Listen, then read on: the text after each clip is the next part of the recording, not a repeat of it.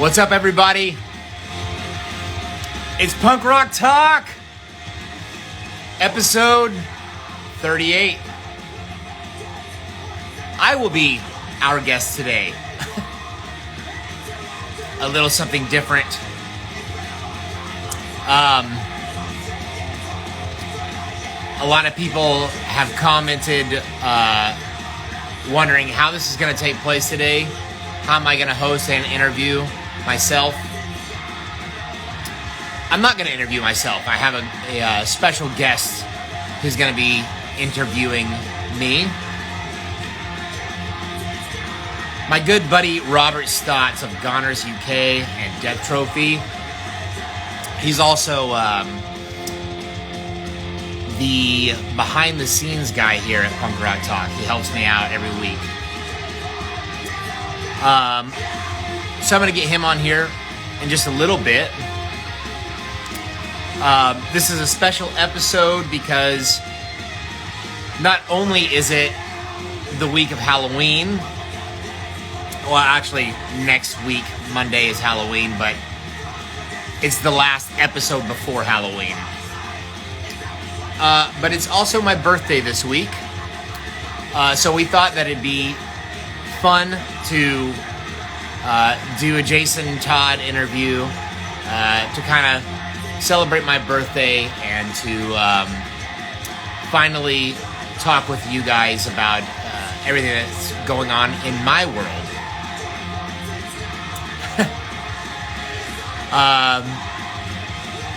My good buddy Sid the Kid, he's commenting, he says, Turd Ferguson is a surprise guest, folks. Inside joke between Sid and I. I love you, man. Miss you. Can't wait to see you. Hopefully early next year.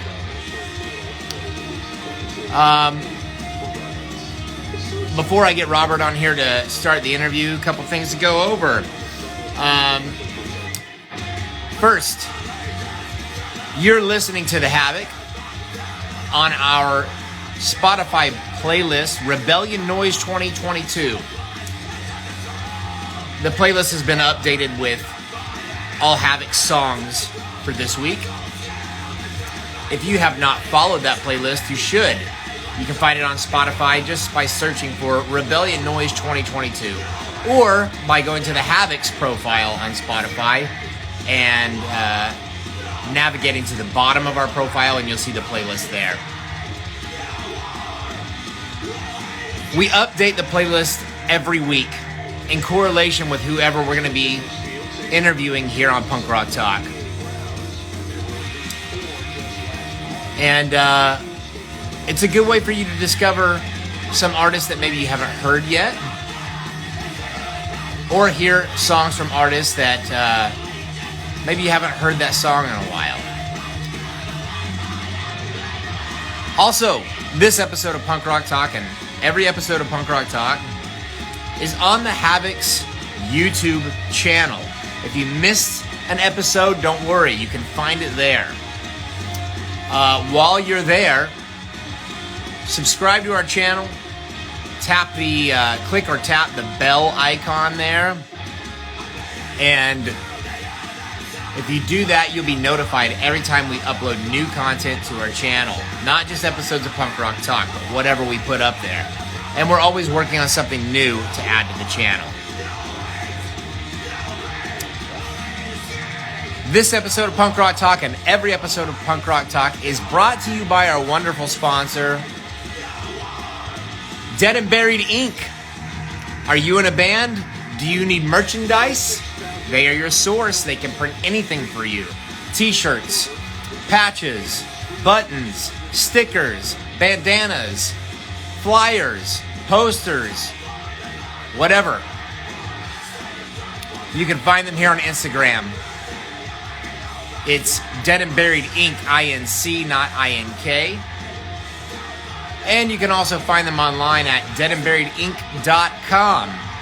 You can contact them and request a quote for your merchandise. If you're looking for Havoc merchandise, that's where you're going to find it.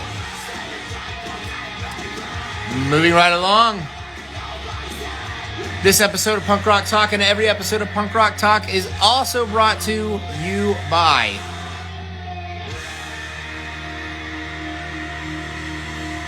Rebellion Noise Records.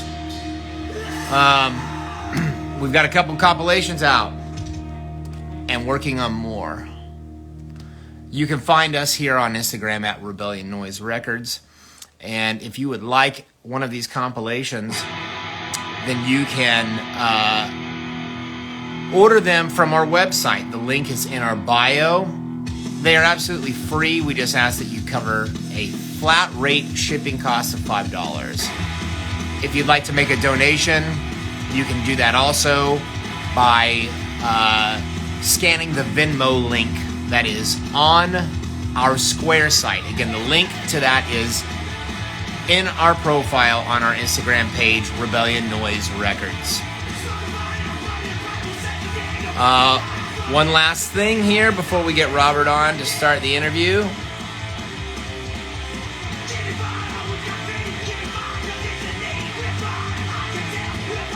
I'm doing this every week until we come out on the end of it with the good news that I know that we're going to get.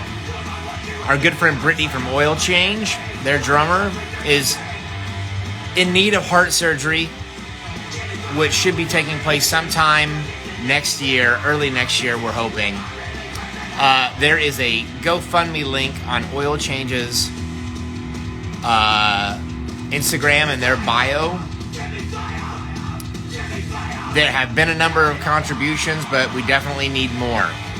Her insurance is not covering this surgery, and surgery is very expensive. So check that out. Show some love and support to Brittany and the rest of Oil Change. And here's to wishing her the best, and that she'll come out of this surgery renewed, and that her heart will just keep on ticking, and she'll keep on drumming, and good shit will just keep happening for Oil Change. All right.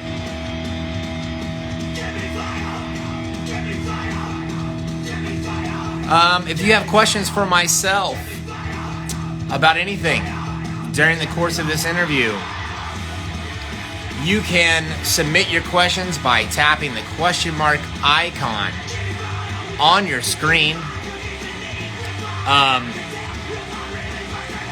You can ask me anything you want. It doesn't have to be about the Havoc.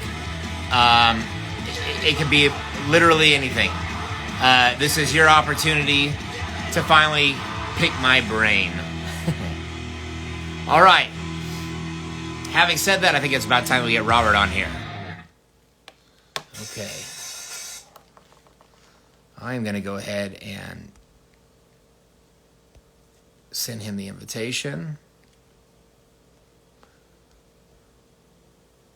Okay. Has been sent. There he is. What's that?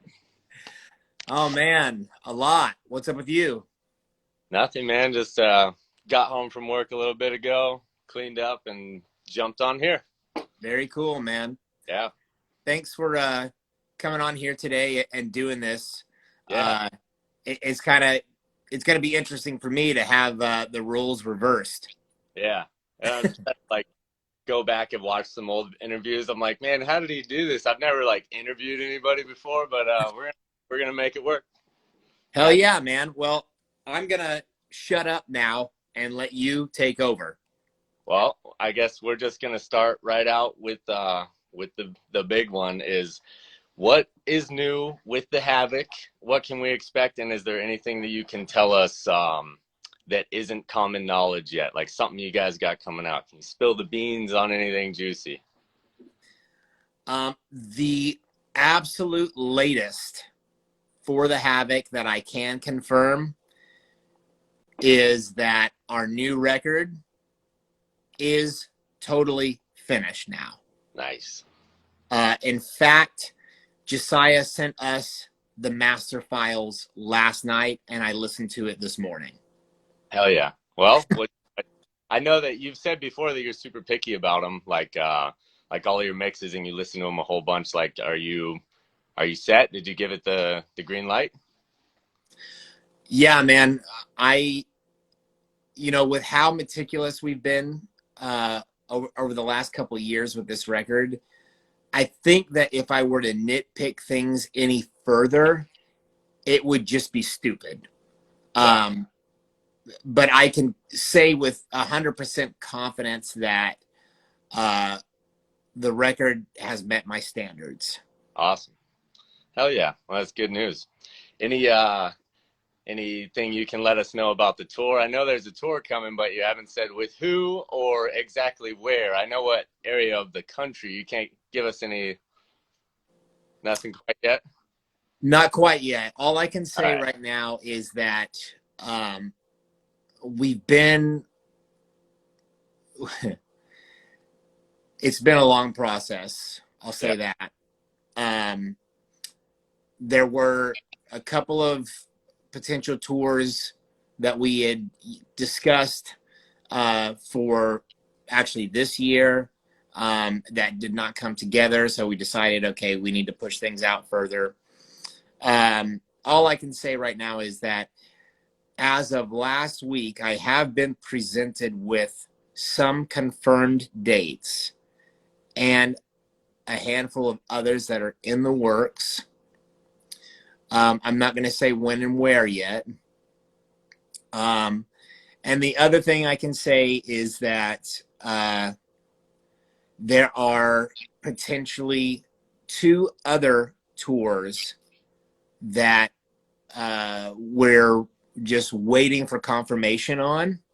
Sweet. And we should know one way or the other. I would say probably sometime within the next month. Awesome. And my fingers are crossed because the tours that have been presented to us, if they come through, are not only going to be epic for our fans, but it's going to be epic for us as a band because we'll be playing alongside some of our heroes and some of our peers. Yeah.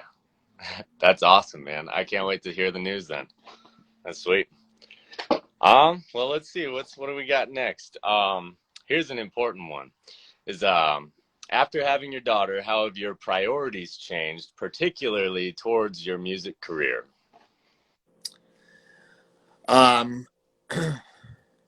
Excellent question. I don't think my priorities have changed at all, actually. I just think that the continued search for balance has just gotten more intense. I still value my approach to music in my life as a top priority. But my daughter and my wife, my family definitely take precedent over that. Yeah. But I have learned through therapy that as a creative, music especially is a non-negotiable item in my life. If I do not prioritize the pursuit of creativity, especially with music, then things very rapidly start to deteriorate for me. Yeah, you need it. You need Yeah, to make it. You yeah. When I am immersed in the creative process, that is when I am thriving and pretty much firing on all cylinders. But I also get that same joy from being with my family. Right now, it is a lot more demanding of my time to be with my family because our daughter, she's 15 months and she just needs constant attention. And so as a new dad, that has been a very interesting challenge at this stage in my life. But I welcome it wholeheartly. Yeah, absolutely. And I mean, so when things start rolling and you are going on tour again, are they going to be like shorter bursts so you can get back to family and get back to work, or are you going to go for the big 6-week long ones and hit it hard like that again, or are you just going to do like the week or two out, go home for a while, and then another week or two out? Well, everybody in this band is a family man. And everyone has a job or a business of their own that they have to consider. Yeah. So for us to commit to something that's a long trek, like 6 weeks or more, I wouldn't say is completely out of the question, but we would have to be presented with something that we felt like was really going to be worth the return in order to do that. I think that we're probably going to be more like, a week or 2 weeks out here and there. Yeah. But again, it just kind of all depends on what is presented to us. I can tell you that everybody in the band is anxious to get back out on the road and to promote this new record. But we want to do it in a way that makes sense for all of us, but is also fun. I mean, we don't want to go out there and be miserable. There's no point in that. And also, we want to show up and be present in our daily lives for our partners and for our families. And I mean, we're not 20-year-old kids anymore that don't have those responsibilities. Totally different stage in life, and we have to be always considering the people that are most important in our lives, not just the music. Yeah, definitely. I think I've kind of found out like the sweet spot is like 9 or 10 days is like, you can get by if you miss like one solid week or, maybe 8 actual work days, then, you can still get by if you bust ass before and after and all that. And like, it's just long enough to where your wife, like, won't kick you out of the fucking house kind of. Right. So I think that's the sweet spot right there. 9 or 10 days when Goners goes out, that's what we shoot for. Because any longer than that, we might come home to not having a house anymore. Yeah, man. Well, I think also just the market has changed so much compared to the early 2000s when we were active. A lot of bands that aren't, really successful bands, they don't go out and do long tours. They can't afford it. And it's just not realistic. It's not worth it. Because we live in a time now where if you have a job, you kind of need to do your damnedest to keep it. Yeah. And that's just the harsh reality for, not just musicians, but everybody. Yeah. Well, that's a good segue into what you do outside of a musician and a father. You're a union carpenter, right? Yes. Can you tell us about that badass car sculpture that you posted a photo of weeks ago? I was like blown away by that. Could you let us know what's up with that? Yeah, actually, I am really glad that you asked about that. And just so the audience knows, I don't know what questions are being asked today. So this was not planned. They're right here. Oh, too late. uh, but I think it's interesting that you asked that question because I just found out, I think it was on Monday, that there was actually an article posted in the New York Times about that. Really? Yeah. Which I was not expecting that. I mean, we were on the front page of our state's paper, which I thought was really cool, and I kind of didn't expect it to go anywhere beyond that. Yeah. But for it to be featured in the New York Times, I thought was really unique.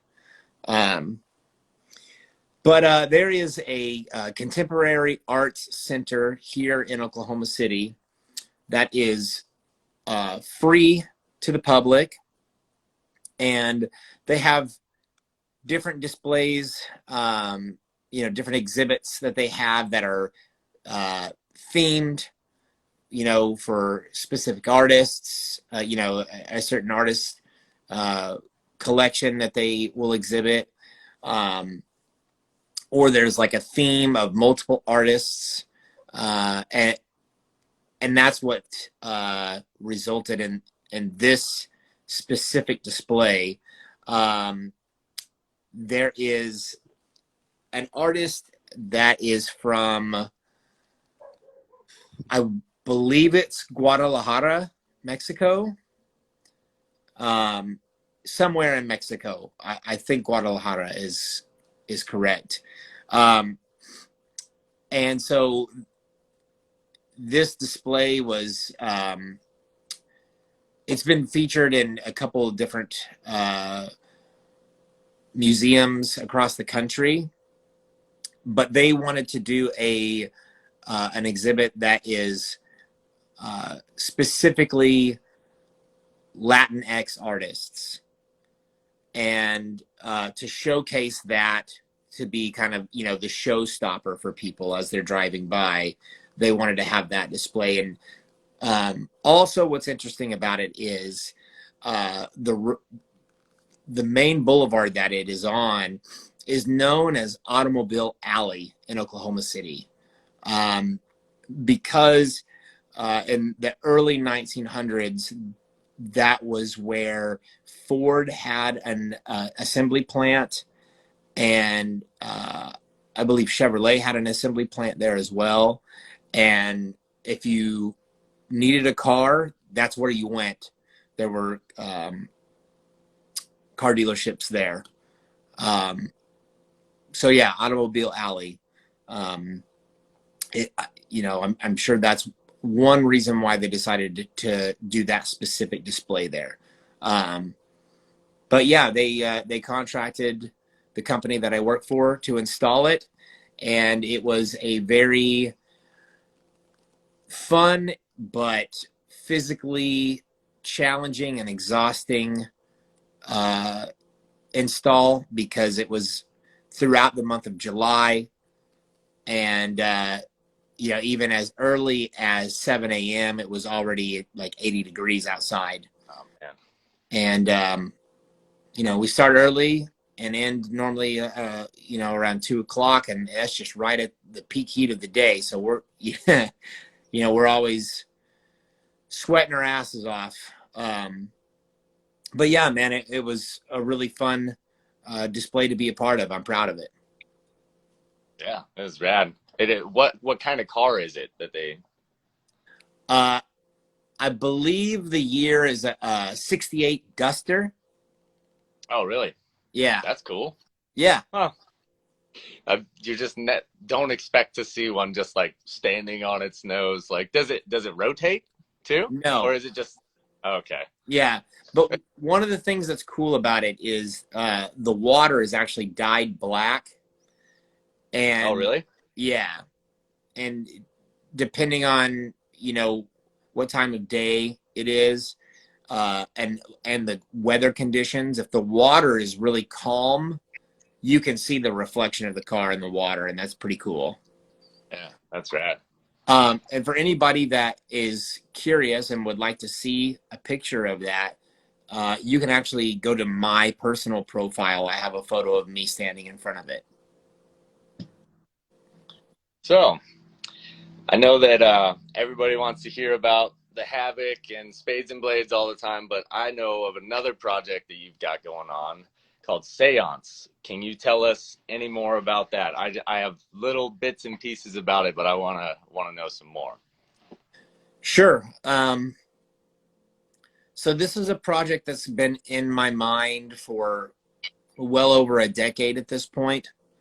I've just never pursued it because I was always so involved with, whatever other project I was focused on at the time, primarily Spades and Blades. But it is a theatrical horror rock band. Like And costumes and like stage props. yes, it's based on a fictional character. So there's a storyline. It's a concept project. And I play the main character, and the songs are written about his experience, basically entering the afterlife. And without giving too much away, he is essentially his life is taken from him unexpectedly, and once he enters the afterlife, he is on a journey to discover where he's at, why he is there, if there is any way back to his life. And on this journey, he meets these other characters that ended up in the same place as him under similar circumstances. Essentially, their demise was not expected.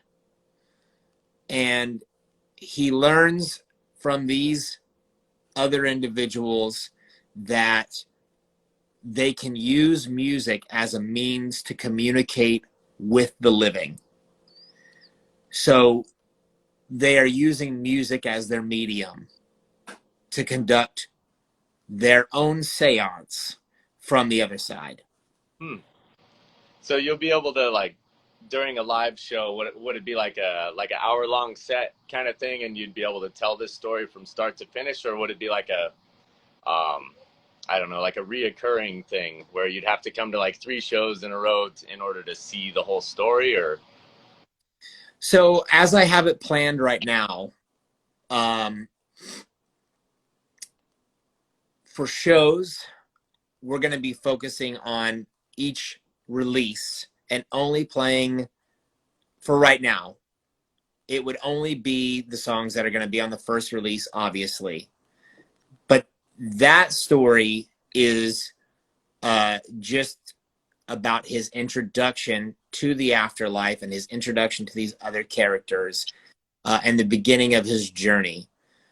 But with each new release, there's going to be more revealed about the story. Not just his journey in the afterlife, but how he got there and why, which will also introduce some other characters. he like wrote a whole movie and then turned it into a band. That's rad. Yeah, it essentially, I have a vision of doing like a horror musical, music videos for every song, and then in between the songs, scenes of the rest of the story. So each song is kind of like a summary of a chapter. Yeah. And I am writing the story out so that I can include it in like a graphic novel so that when we're playing shows, people can buy the graphic novel that will include the lyrics to the songs as like, you know, the beginning of each chapter, and then the story that follows each chapter and the music. It's an ambitious project, and you know, I'm still sorting through how to piece it all together. I don't have all of the answers for that yet. I am slowly making progress and getting, you know, other people involved to help me develop it. But it's gonna be something that I am hoping to focus on for like the next 10 years. And if it all plays out the way I would like within the course of that 10 years, I should have enough releases to tell the entire story. Cool. Dude, that's gnarly, man. As far as my brain goes, is just like, oh, 2-minute punk rock song, you know? Like, oh, my son just got home from school. Hi, I'm doing it. You can come say hi to Jason if you want. But yeah, here's Ryder, everybody. Hey. What's up, buddy? World. All right, now get out of here. Yeah, dude. We can also use this. Anybody that's watching, don't forget, ask questions down there. Hit the little question mark icon. That way you're not putting all the pressure on me. Ask questions. We'll get to your questions here in a little bit. I got a couple more. Let's see. What band has been on repeat for you in like the last, we'll say, 2 months? Like, what have you been listening to the most? You know, I don't get to listen to music as often as I would like, to be honest. Me neither, man. You know, I might listen to some music on the way into work, and then I might listen on the way home from work, and that's kind of it. So I don't get to dive too deep these days. I'm normally kind of going back into, you know, old familiar favorites. Yeah. But because it's October, I've been revisiting some of my favorites for that. I haven't had anything really on repeat because I don't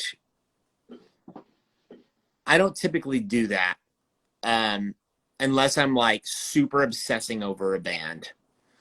But I haven't been on one of those kicks in a while. Not that I What's would the like that put you in a kick like that you're just like, holy crap, like listen to the album, you know, a couple times in a row sort of thing?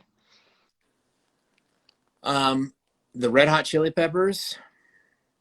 That was kind of instigated by I went to go see them in concert last month. Yeah. Which is like a bucket list band for me. And so I took the time to sit down and listen to a handful of their records again. But for this month, just recently, actually, I listened to White Zombie, Astro Creep 2000, came out in 1995. Yeah. That record just never gets old to me. I love that record. And I actually think it's the best thing that Rob Zombie's ever released. Perfect record for this time of year. Yeah. I find myself going back to like the same stuff I've been listening to for like my whole life, just because it's like there's the nostalgia's there and I just know that I like it. I'm not gonna have to skip any songs. Like I just go back to the same stuff. I listen to The Virus and the Casualties and Cockspar, like stuff that I know that I'm just like, yep, you throw on any of it, I'm gonna love it. There's like very rarely does someone introduce me to a band that I've never heard before, and I'm like, holy shit, man, I gotta have all of this. Like, but it does happen once in a while. Like, Get Dead, their new album hit me like that, and I wasn't expecting it. You know, I didn't really listen to them a lot before, so it comes around. But I understand what you're saying with just like not really finding something to like really obsess over lately, you know? Yeah, it's a bummer because you know, music helps me, get through the day. And I find that when I'm listening to music, that time just seems to go faster.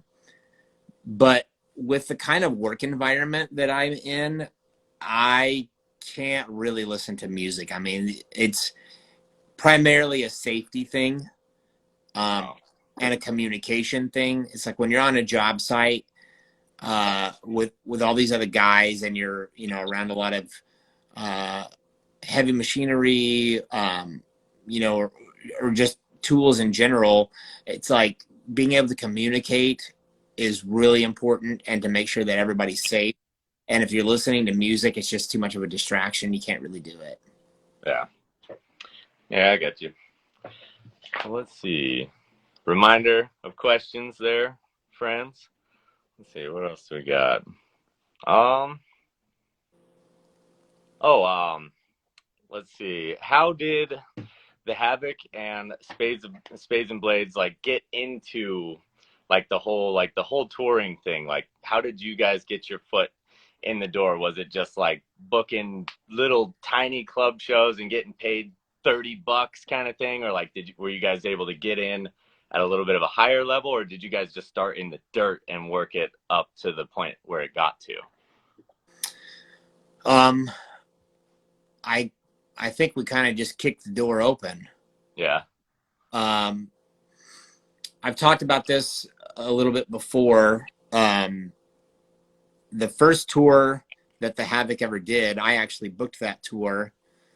And how I approached it was, I used the internet, which at the time was still, kind of, it wasn't necessarily brand new, but I think at the time it was a new vehicle for bands, and they were trying to kind of figure out, how they could use that vehicle. Were you like using MySpace, or was it like just a little before MySpace and it was all like just email? It was before MySpace, um, but Punkcore had a website, and they would post tour dates, and they had posted a full U.S. tour that the Casualties were going on. And I realized that if the Casualties were playing those venues, that meant that those venues had punk shows. Yeah, they were down. Yeah. They were down. So I just started with that. I would look up the venue information online and try and get in contact with someone at the venue. Um, and a lot of times that led to an answering machine. And I'd leave my name and number and hope for a call back. Sometimes that would lead to somebody actually answering the phone and telling me, oh, well, if you want to do a punk show here, you need to talk to so and so. They're a local promoter here that do all of the punk shows. Here's their name and number. So it was a lot of cold calls. Yeah. I mean that system still works today. Like that's how I do everything. I look up bands that are like similar size bands as mine, and I reach out to those venues. I'm like, hey man, these guys played here. Like just get their booking info, or just get their, I don't know, any old email, and usually someone will reply to you and point you in the right direction. At least it still works. I wish that just picking up the phone and calling people worked nowadays, but everybody wants to do emails now. So Yeah. yeah.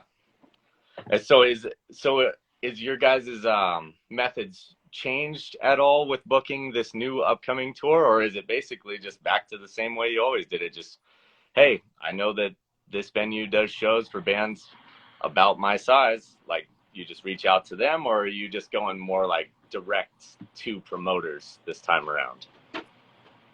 So the method has definitely changed. I would say like probably the first, kind of like when we first announced the comeback on Instagram, which that was in December of 2019.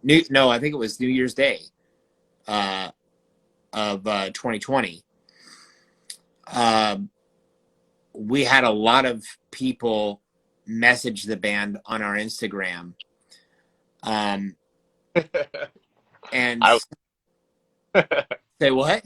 I was stoked. I remember I was, oh my God. Yeah. And several of those people said, hey, if you guys are going to tour again, I can help you with a show here. And that usually, led to us responding with, it's too early to tell, but just reach out to us again later whenever, we're showing more activity. Yeah. And then the other thing that's helped is just doing punk rock talk. This has allowed us to connect with lots of people in the scene, lots of bands in the scene, and those bands know who their local promoters are and are able to put us in direct contact with them. So social media has been the vehicle for us to do anything with booking dates, but we haven't, to be 100% honest, man, like we haven't really pushed it too much. There's a couple of promoters that we've approached to say, hey, like, we see that you're doing this. We'd like to be involved if there's room. But a lot of it has just been people approaching us and us, saying, okay, well, I think maybe the time for that would be, whenever. So maybe we can revisit it a little bit closer to that time. And it's worked out so far, so we'll see how it continues to roll on. Cool, dude. Well, yeah. Let's see. Maybe we'll do one more of mine and do some audience questions, huh? Yeah, let's do it. You want punk rock or horror question? Let's do horror. All right. Which horror movie villain would you stand the best chance against? And don't pick like a super like easy one that you could just like stomp on or something, like one of the main ones. I would stand a chance against. Yeah. We know you're gonna die, but which one are you gonna give a run for their money? That's a great question. I know you like Freddy Krueger, but I don't know, man. I do like Freddy Krueger. I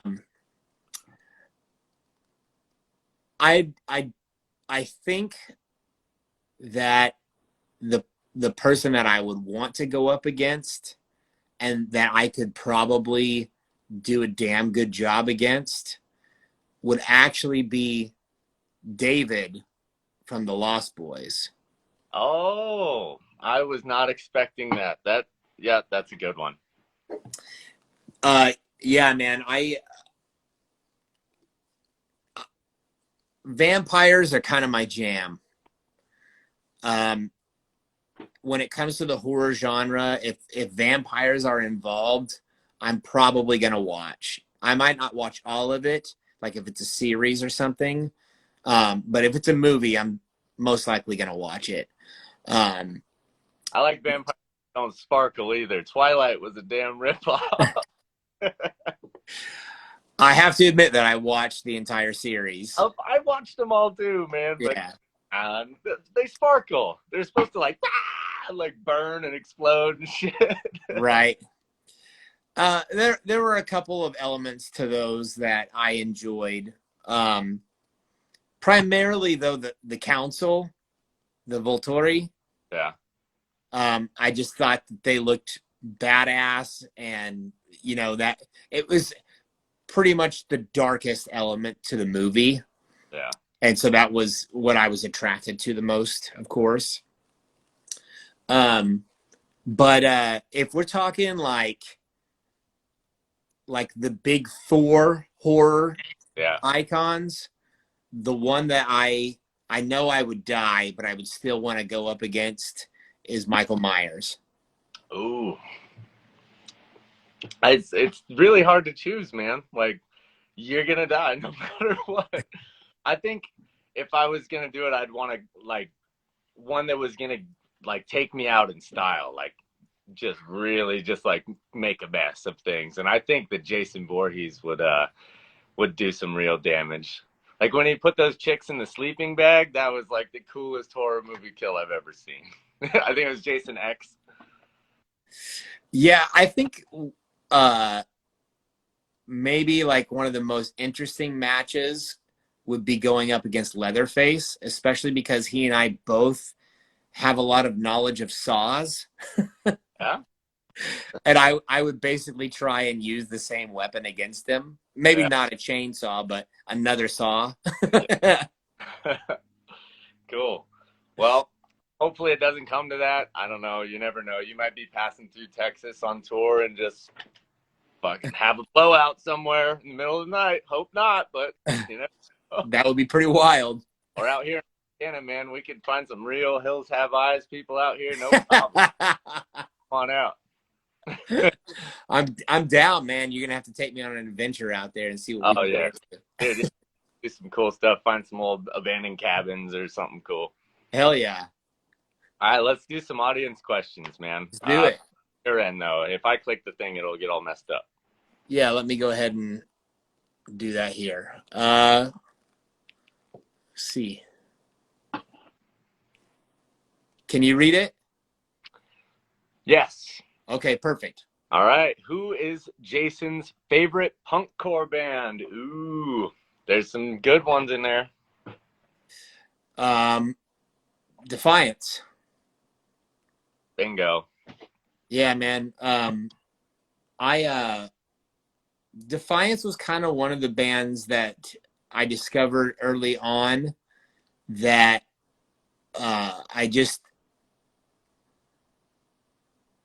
I loved how aggressive they could make an anthemic song sound. And of course the bass playing on No Future, No Hope. I mean, that was kind of one of the things that first intrigued me about Rancid was the bass playing. And that kind of sent me on this search of like, man, are there other like cool punk bands that have great bass players like that? And that record was recommended to me by this guy that ran a local record shop. And he put it on for me in the store so I could get a preview of it before I bought it.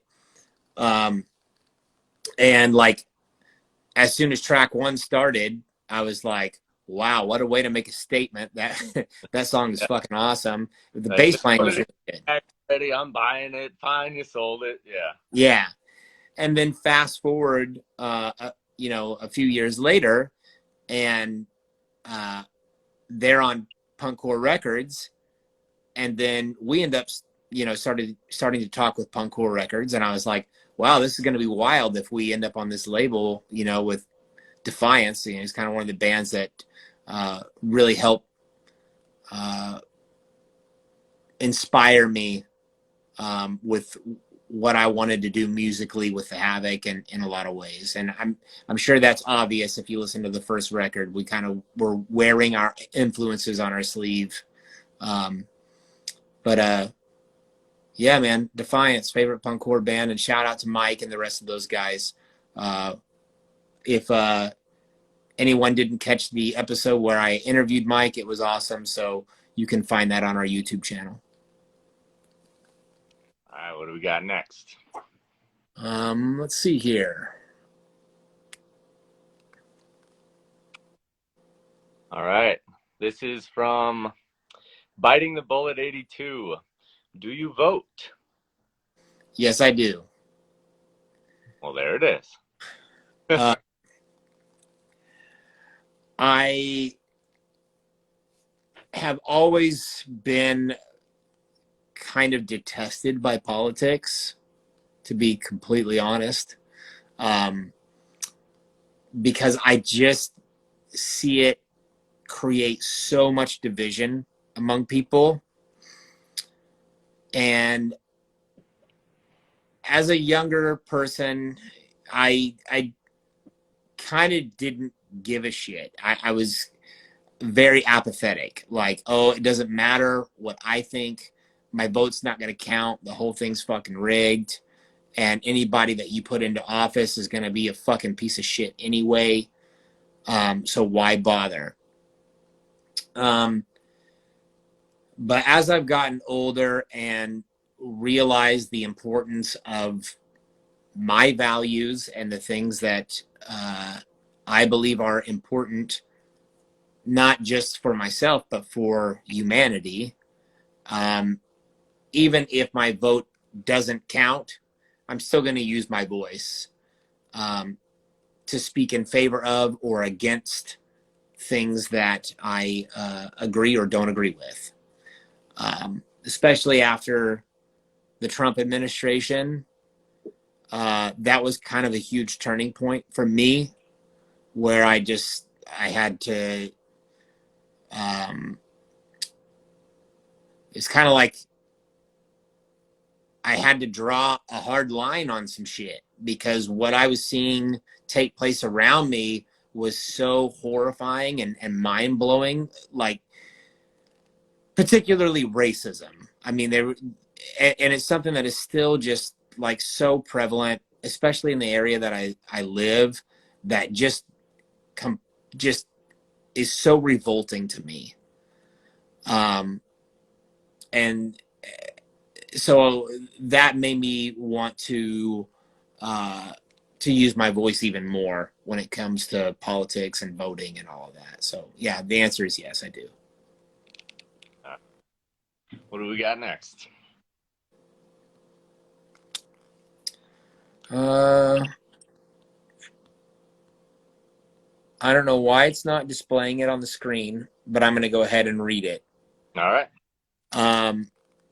This comes from our good friend Kurt of Dismantled Records. He says, Rebellion Noise question. So far, you have the 40 Fest sampler and Punk Rock Attack compilation CD with the Havoc's new album on the way.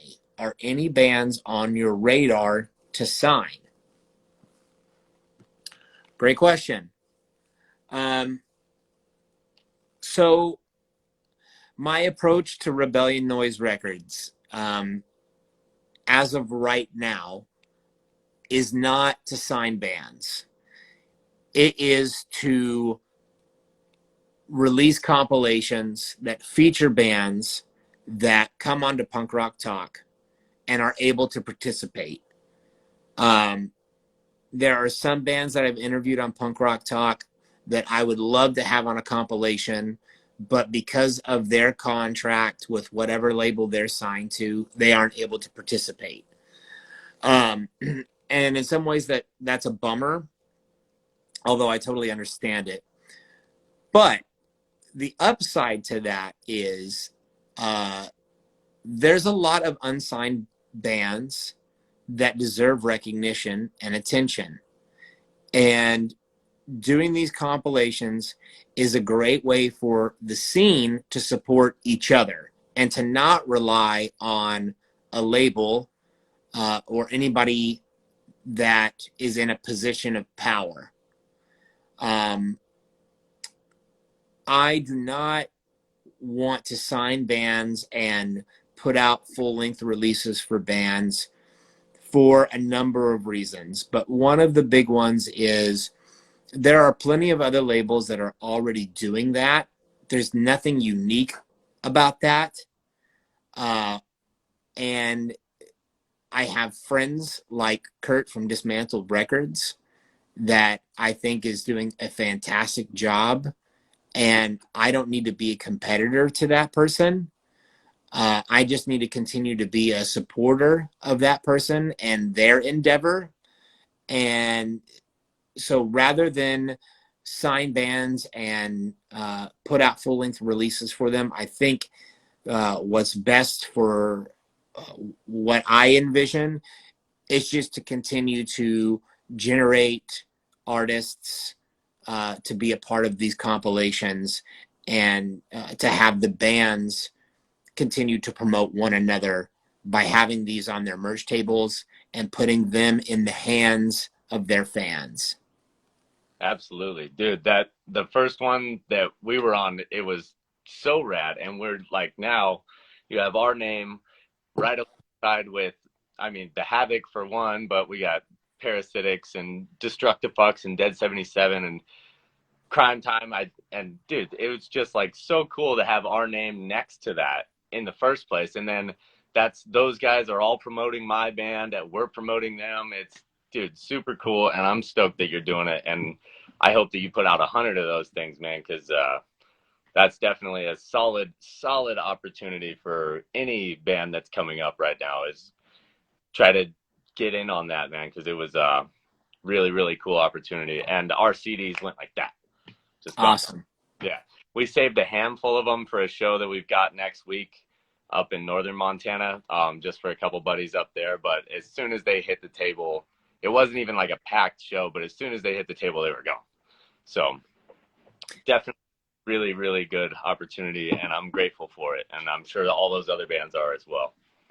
That's awesome to hear, man. I'm, what my hope is for this label and putting out these compilations is that people are going to discover music by bands that they aren't familiar with, but also that it is going to remain in their collection for years to come, so that when they, 10 years from now or however long from now, they pick it up, they look at it, and they have awesome memories attached to it about shows that they went to and bands that they supported and hopefully still support. So I love to hear that they flew off the merch table, man. That's rad.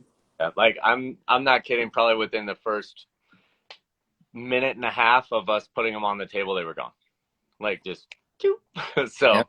And everybody knew about it because obviously we were promoting it. So as soon as they hit, they were gone. And if we re-up and buy another batch of them, they'll be gone just as fast. So definitely, please keep doing it, man, because really good opportunity. Absolutely. I'm going to keep doing it, man. And I'm going to probably enlist your help with some of it. Let's do it. All right. Let's see. Hopefully this, yeah, there we go. There we go. All right. From Curtis E. Flush. Biggest influences when it comes to writing songs, but especially lyrics. Wesley Will.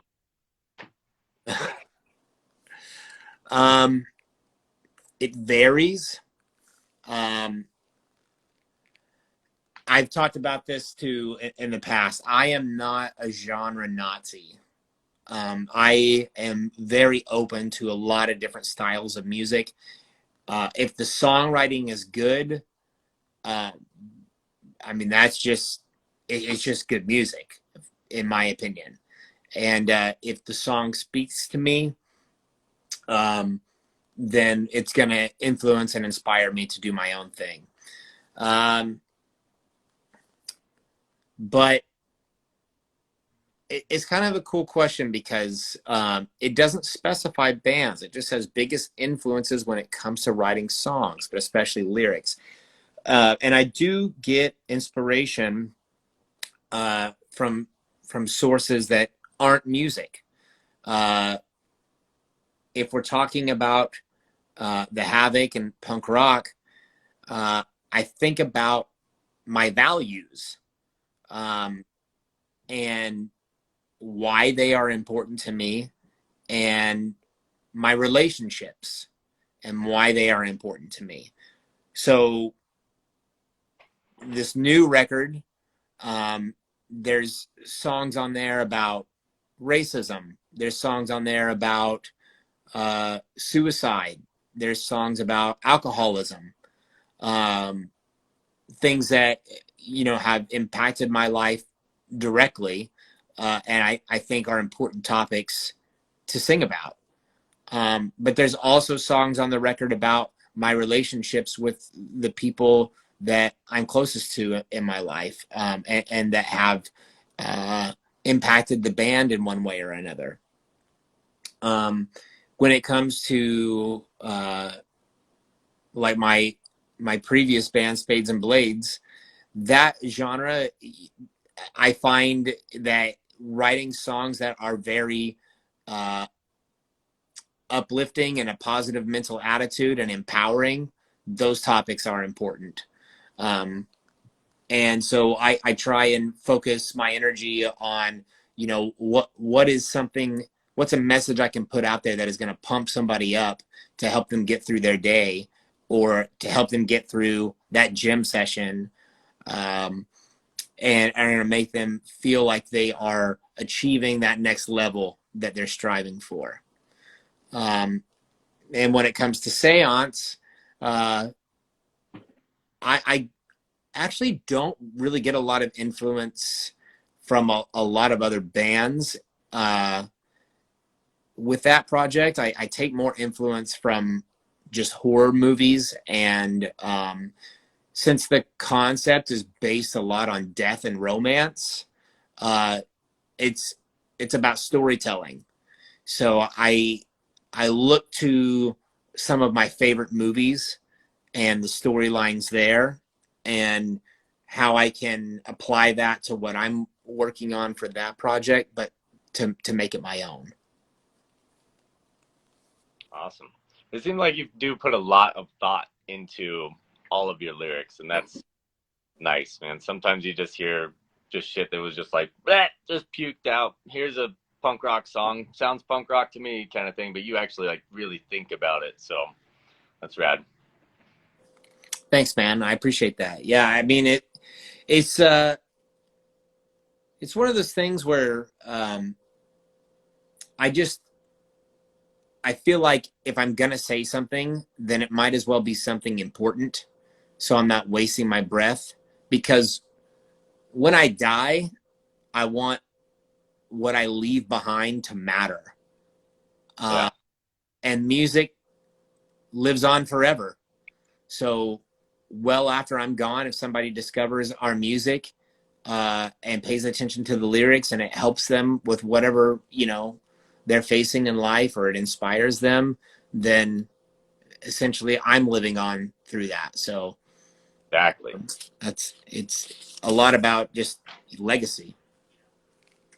Absolutely. I feel like that's all you could ever ask for too. Is like, if you, after all the songs you've written, everything you ever did, if it gets through to one person and like really, really helps them through some gnarly shit, then it was all worth it, every bit of it, you know? Hell yeah. Moving on to the next one, right? Yeah, let's see. Okay. This is another one that's not allowing me to put their. Oh, Maybe it's long ones or something. yeah, it must be. Actually, this one comes from your mom. Mom. She says, "Thank you for keeping this old punk rock girl up to date with new punk rock bands and what they're about. Loving this punk rock talk every Wednesday." So thank you. Not a question. Sorry. You're welcome. And I hope to meet you in person someday. Thanks for being so supportive. Okay,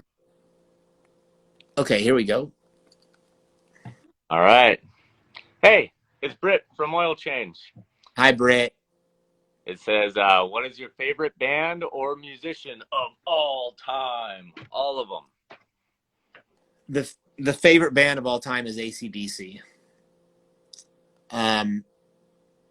Now, which AC/DC? Which I singer? love both singers. I love both versions for different reasons. But the thing that I love about AC/DC the most is Angus Young. I mean, he is just such a charismatic and energetic figure. And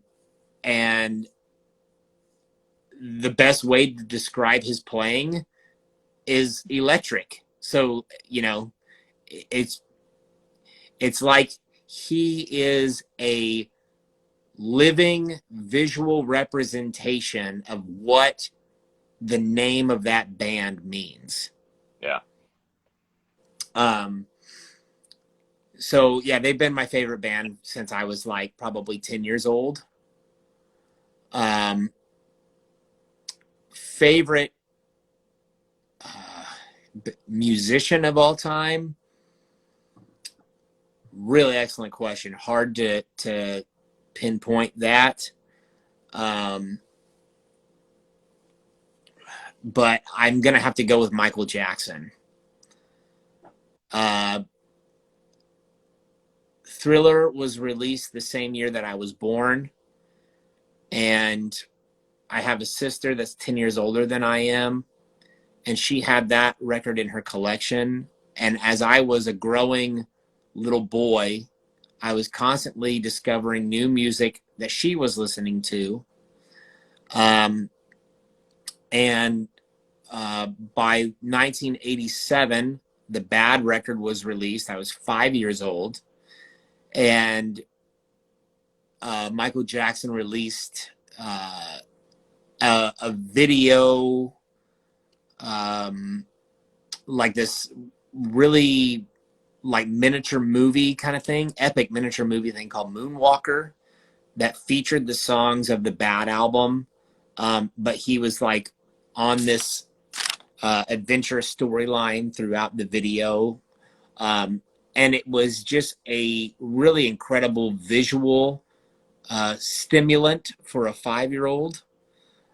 Not to mention the songs were incredible, and like watching Michael Jackson sing and dance to those songs was like watching magic. And as I have grown older, I have only had my appreciation for him deepen as a musician, as an artist, as a creative. I mean, just, I don't know that the world will ever see another artist that is as remarkable as he was. Yeah. Good question. Okay. Right. What do we got? Thank you, Brett. What do we got next? Thank you, Brett. All right. From Biting the Bullet 82 again. How much do you love Queen? Really random question. And I think it's interesting that you asked it. I don't know if you know my history with that. Maybe I've mentioned it in previous episodes, and that's why you're asking it. But my love for Queen is actually immeasurable. And the reason why I say that is because that is the band that, in my earliest memories of discovering music, specifically the song Another One Bites the Dust, the first memory that I have being impressed by that song, meaning I may have heard it prior to this, and I was just too young for it to make an impression on me. But I had to have been probably 5 years old, 6 years old, something like that. But when I heard it, I was so blown away by it, and I just thought, I don't know who that is. I don't know who's singing that. I don't know what that is, but whatever that is, I want to be a part of that. I want to do something like that. So they're the band that essentially set me down the rock and roll path. Awesome. And it looks like we're running low on time, but if you want to pick another question or two on there, I don't know if you're able to like sort through them. I don't even know how many we got stacked up right now. Let me see here. There's just a few more that we can go through real quick. Let them rip. All right. From J.R. Stone, What's your favorite venue you've played? I think we've asked this question on the show before. Yeah, we have asked this question before. So it's an easy answer. One of them is the Showcase Theater in Corona, California, which is no longer there. Rest in peace. The other is the Allen Theater, which is also gone. It was in Southgate, California. And to give away a little bit of a tidbit of the new record, there is a song about the Allen Theater. So for our friends and fans that have memories of going to our shows there or to just shows there in general, it was an amazing place. And I'm hoping that this song will honor the memory of that venue because it was so fucking cool. The other one I would say is the Glass House in Pomona, California, which is still there. And one other venue that's not located in California, I'd have to say, is probably the Gramercy Theater in New York City. Just because it's amazing to play a show in New York City. And it's just a cool venue. So yeah, those places. All right. Let's see here.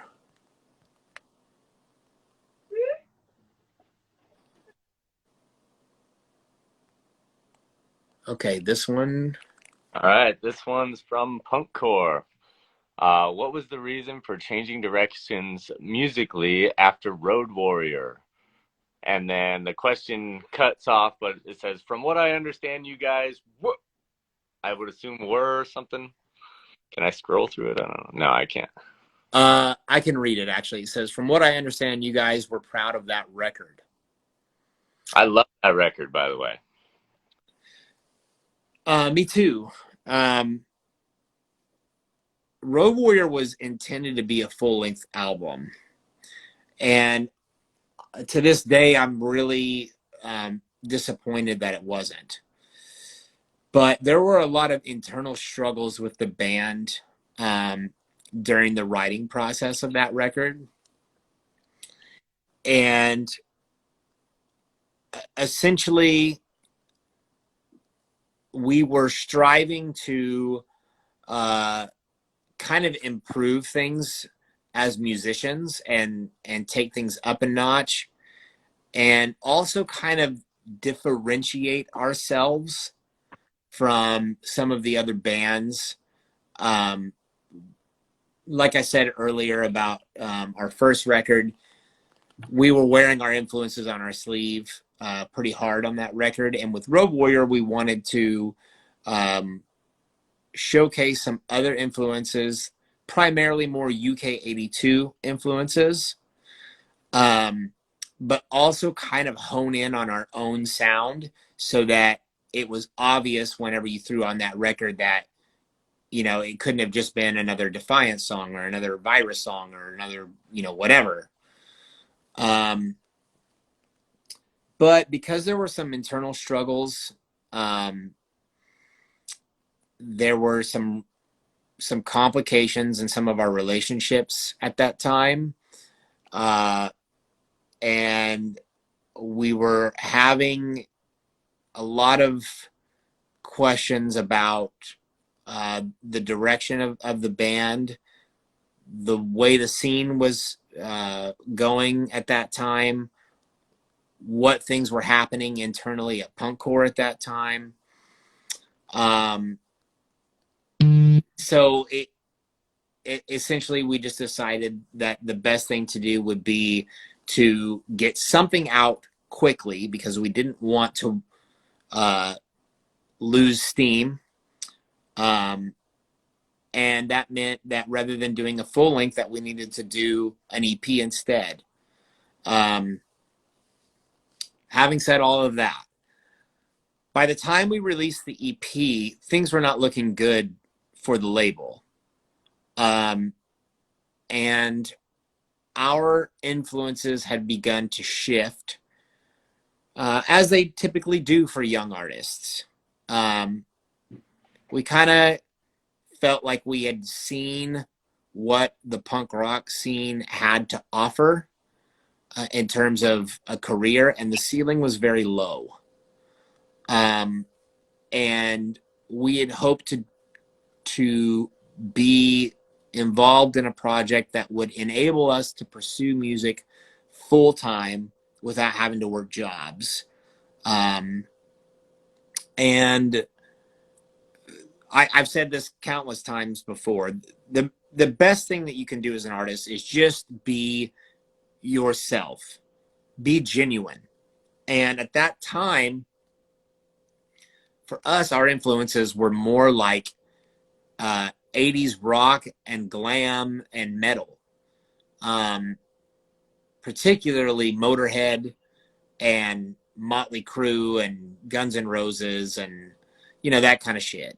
And so we wanted to pursue something that was more of that sound, but maybe a little more contemporary. And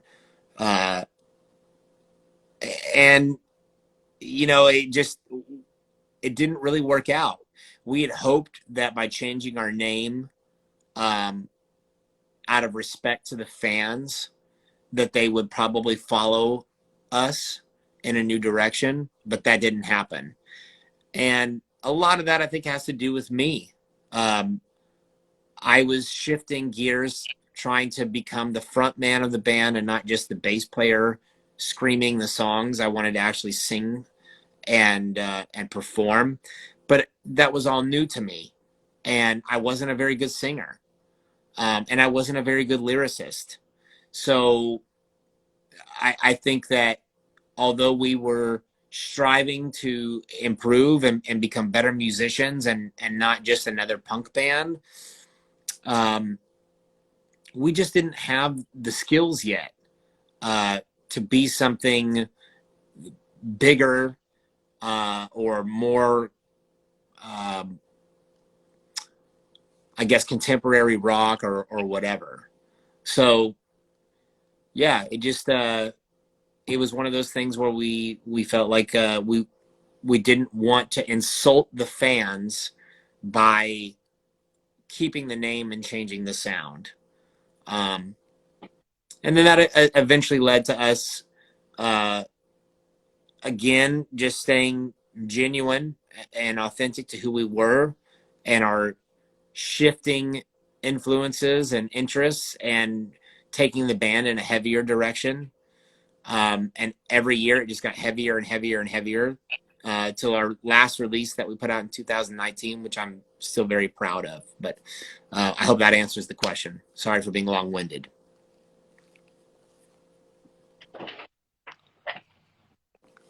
All right, what do we got coming up? All right.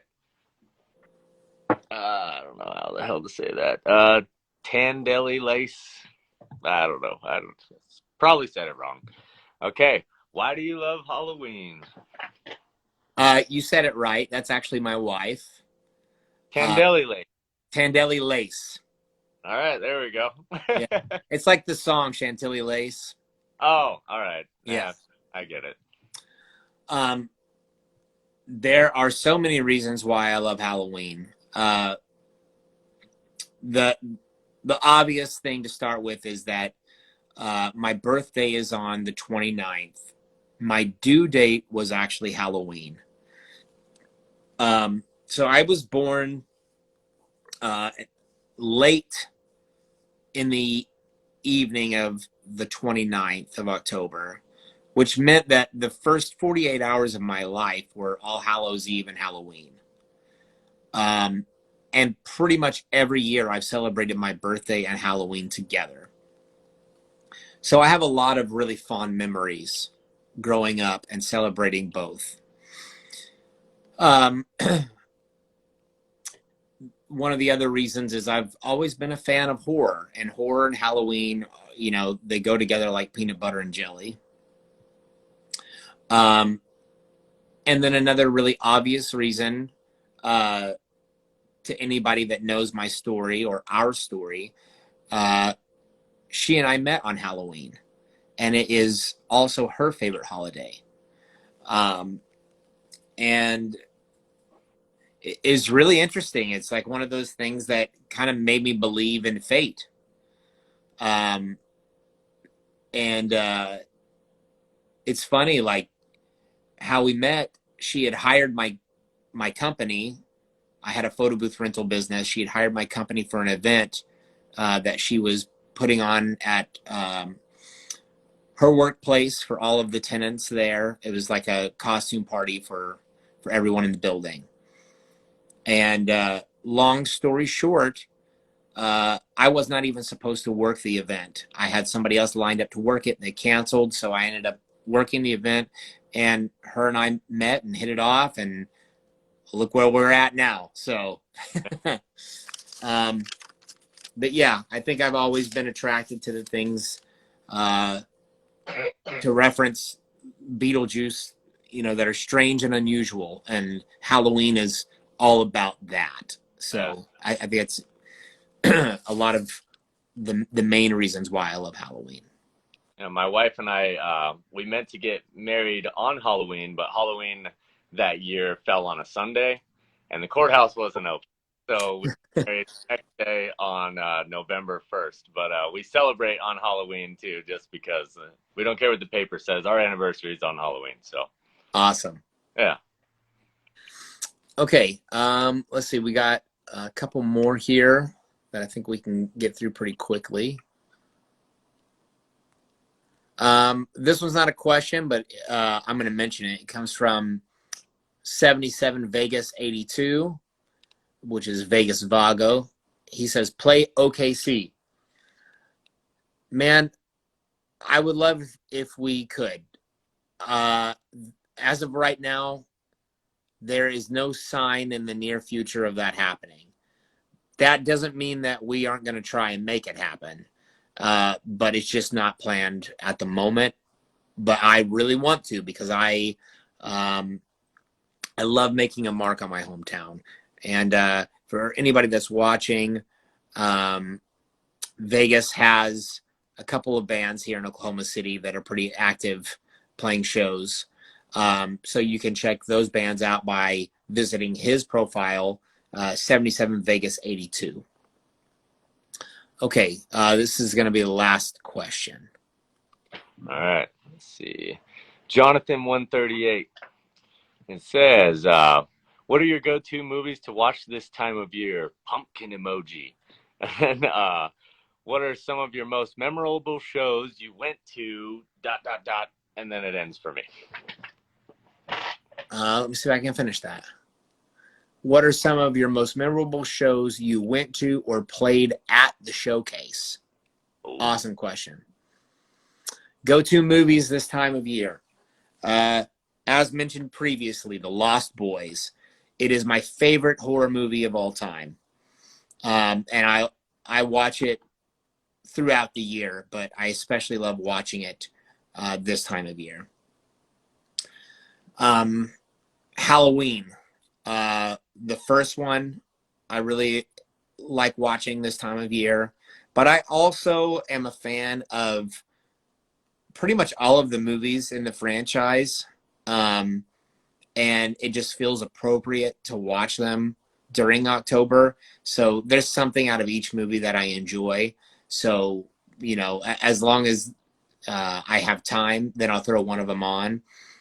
And maybe not the most popular opinion, but I actually really, really, really love Rob Zombie's first Halloween.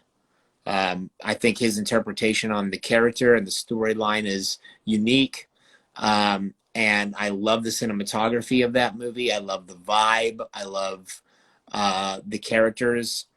Danielle Harris is in that movie, which is also in Halloween 4 and 5, but it was cool that she came back for Rob Zombie's Halloween 1 and 2, just to see her, return to the franchise older.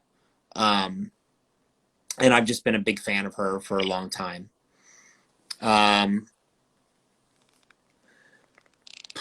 There's other movies I could list, but I'm not going to because for the sake of time. And then the other part of the question was, what are my favorite shows I went to or played at the showcase? My favorite show that I went to at the showcase was the first time I saw the Addicts. Same here. Remarkable show. I mean, the energy in the room was just through the roof. And it was just so much fun. Favorite show I played? Sorry? Which Addict show was? I know that they did like a few like 2 and 3 night things. Who was like the openers, or do you remember the dates by chance? I believe it was in 2002. Would it have been like Narcoleptic Youth opening? Probably. I don't I remember. was there. That sounds about right. I was there. I was probably about half your height, right up at the front.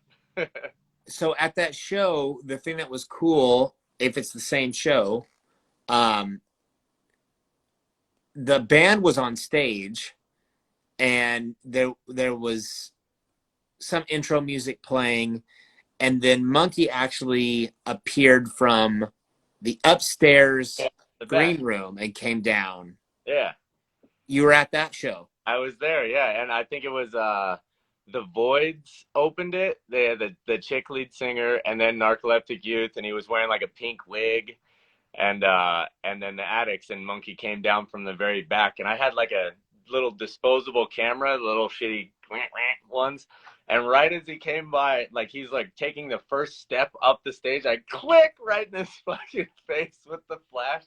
I have a beautiful photo of him from the shitty little disposable camera, but man, he probably couldn't see shit for 3 minutes after that. That's too funny. Awesome. I were at the same one, man. Yeah, man. Really awesome. As far as a favorite show that we played there, it's all kind of a blur, to be honest, but I remember when we were filming for the Punkcore DVD. That was filmed there at Showcase, and that was a badass show. So that's probably my favorite memory of playing there. Yeah. And side note too, anytime Pistol Grip ever played there, and rest in peace to Hollywood, man, love Pistol Grip, greatest band of all time. Man, they played a lot back in the day. Yeah, man, just had to throw my interviewer 2 cents in there, man. If you're talking about case, you can't skip talking about Pistol Grip, man. Fucking love those guys. Hell yeah. I believe that's it for all the questions. Let me double check.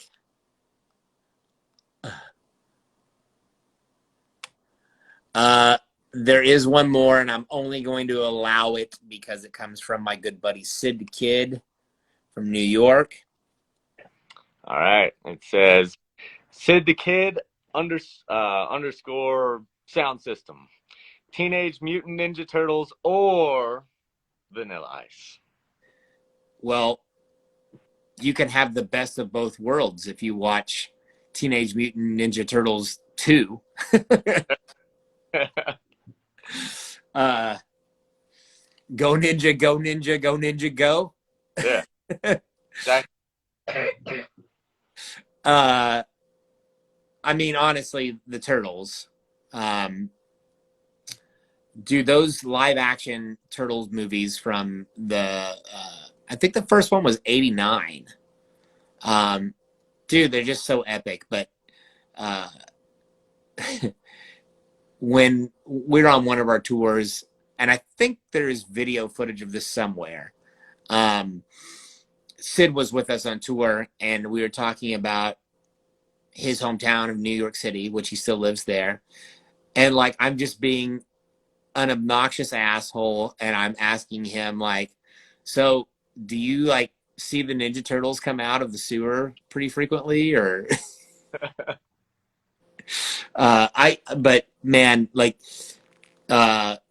Sid has been one of those persons that's just been a great supporter and a great friend for so many years.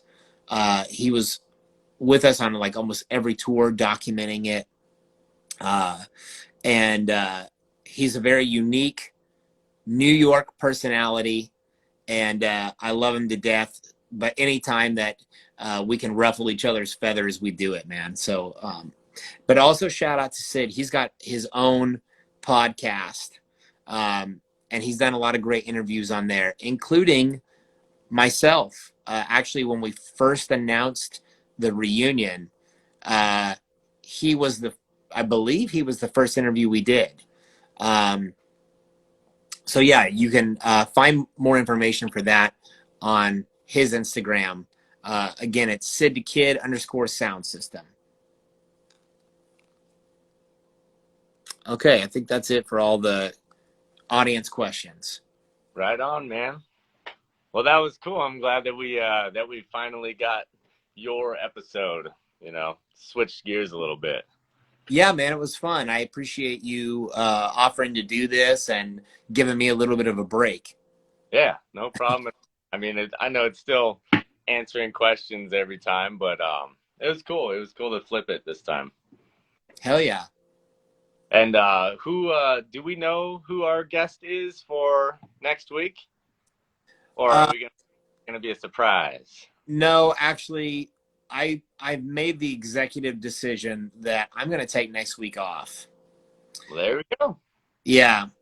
I this month has just been insane. I've been so busy, and on top of everything else that I do, I also took a second job working as a scare actor for one of the local haunts. I saw that. Yeah. And while that has been a lot of fun, it's also just been time consuming on my weekends and very tiring. And once October is over, I'm looking forward to some more downtime to where I can kind of reset. And I think that with Halloween being on Monday, which I'm still supposed to work that night, by the time Wednesday rolls around, I'm still just going to be exhausted. And so I need the break. The week after that, we don't have a guest lined up yet. I think Bill is working on that. But I will take this opportunity to tell the audience that if you're in a band and you are interested in being on Punk Rock Talk, you need to reach out to us. Reach out to Bill Johnston of 40 Ounce Booking. He is who manages our calendar and books all of the bands. I can say that there is a guest that should be coming on the show sometime within the next couple of months that we have really been looking forward to. We're hoping it's going to work out with his calendar. But we think that episode might coincide with another announcement that's going to be made. And I can't divulge any of the details for that yet, but I will go ahead and say that I'm very excited for that announcement and what it means, not just for Punk Rock Talk, but also what it means for who the Havoc is going to be sharing the stage with in the near future. I have my guesses. I'm kind of more inside though, so it's Yeah. I Yeah. won't. Don't be messaging me asking me. Right? Leave Robert alone. You'll get nothing from me, and I'm a steel trap. If you take me on tour too, then I won't tell nobody. Hell yeah, man. Well, let's reverse roles again here now that we're ending the episode. And let me just say thank you so much for taking the time to become the interviewer for this episode and putting together a thoughtful list of questions that I genuinely appreciate. It's been awesome talking with you for this last hour or so. Yeah, man. Of course. Thank you for having me. That's super cool. You're welcome, man. What are you gonna play us out with? Uh, Here? say that again. Are you playing it out with Road Warrior? What are we getting played out with here? No, I think I'm gonna play us out with the re-recording of Death Comes Fast. Nice. Which if you are in the audience and you're not aware, the Havoc re-recorded Death Comes Fast earlier this year. It is on all of the streaming platforms. I'm really pleased with how it turned out. And yeah, this is it. Right on. All right, until next time, everybody, this has been Punk Rock Talk. We'll see you later. Have a great Halloween.